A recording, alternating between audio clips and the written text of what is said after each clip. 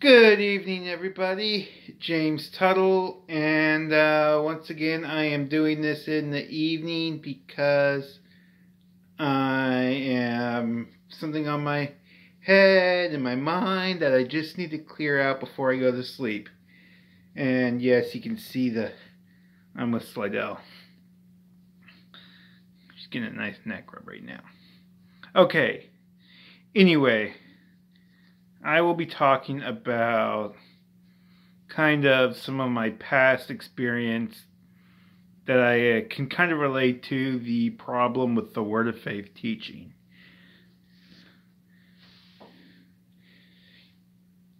In my spring of junior year of college, I was at a worship service, and I had this thought that in a year, I would get to know a girl really well. And I was thinking, no way. I have Asperger's, and guys with Asperger's just have trouble with girls. I decided to take a break from Penn State for a whole semester just to go to community college. And had that thought again, like, during that time at community college, you're going to become really close get to know a girl really well. No way. When I signed up for classes, I signed up for a class called Abnormal Psychology. And this thought came, you're going to meet her in this class. Get to the class, and I sit amongst these girls, and I'm like, no, I'm not really going to become friends with any of them. Nothing's going to happen. I'm too scared to talk to them. And the second week of class, I get there. There's a note saying class is canceled, which I later found out my teacher had hypotension and passed out as a result in West Virginia. But I get their class canceled, and I decide to talk to whoever's there. And there was somebody from my high school who clarified which class we had together. He is actually my German class. And there was this girl there. And we got to know each other really well. And I say this to say this.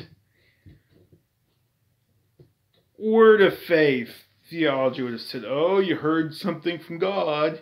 You better declare it. By word of faith standards, I failed. By word of faith standards, I acted in unbelief.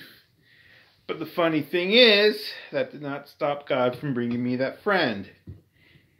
And I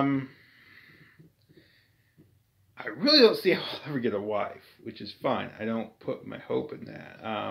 I don't need to see how things work out. I don't even need them to work out. And actually, another story that I can relate to word of faith was when I had a mentally unstable neighbor when I first moved to San Antonio. We had to call the police. Now, if I had trouble understanding how the police would deal with this neighbor,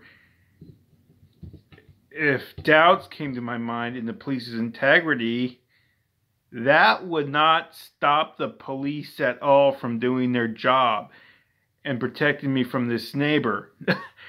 Actually, they would just continue doing what they do, and they'd be very understanding about a fearful circumstances. And you think somehow because of some kind of unbelief in our lives, we have, like, God's going to stop working, which no. My hope's not even in whether or not these circumstances work out anyway. I mean, God can easily bring me a wife just so I can reflect God to her, and His life in me can spill over into her life. But that's not even what my hope's in, because my faith is the persuasion. I see Jesus raised from the grave, so I have this persuasion that someday I shall be raised from the grave as well. And that's the basis on which I say God loves me. He's not abandoned me. He's always with me, and He's already dealt with all the death I face daily. And that's faith. Not believing. Faith is not believing God will magically work out all your situations.